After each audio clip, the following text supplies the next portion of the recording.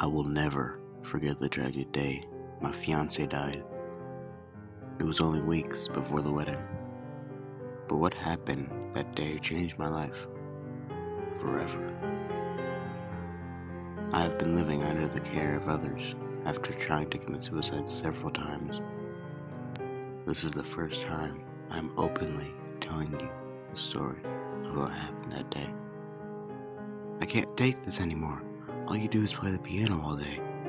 It's like the past year, you don't even see me at all. Do you still love me? Do you even realize that we're supposed to get married in a few weeks? She said furiously. Honey, stop, don't yell like that. Just try to relax.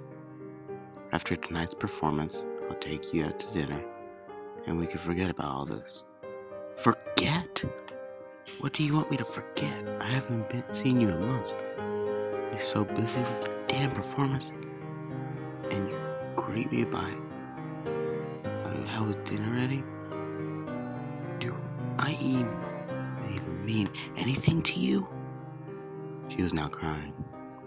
She looked much older than she ever did, with puffy eyes, pale skin, and her hair hanging over her face in untidy strings. I had to say something to relax her. What was she doing this? The truth was, since I proposed her, there seemed to be something different about her. She was no longer the happy young woman I once knew. She seemed too attached, too dependent on me being there for her. I've been going away to piano recitals just to get away from her. Yet always, when I was playing, even on the other side of the world, I could look into the audience, and she was there, all the way in the back, covered in shadows, hard to recognize from the bright light shining down on me from the stage light. I tried to forget about it while playing, but it got harder and harder with feelings of guilt, and seeing her strange and happy smile in the corner of my eye. The longer this went on, the more I just wanted to get away from her. I didn't love her anymore. It seemed like she didn't love me either.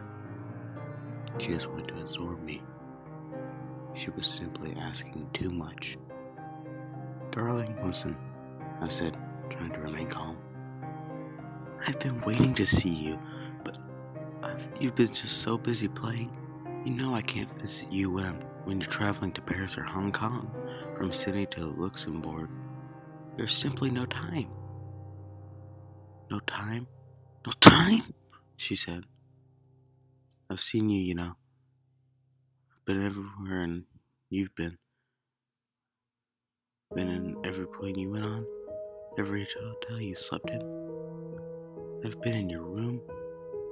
It seems like you've had all the time in the world, but apparently you were too busy trying to get away from me. Why do you hate me? Now her face was not recognizable. It seemed to hang between madness, terrible sorrow, and something else I could not quite place.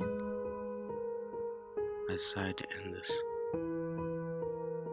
Listen, the truth is, you've been asking too much of me. Maybe we should blow off the wedding. I don't like this. I don't think this is gonna work out. Silence.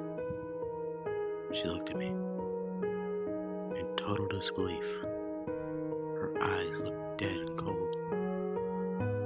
So, this is how you want to play it then?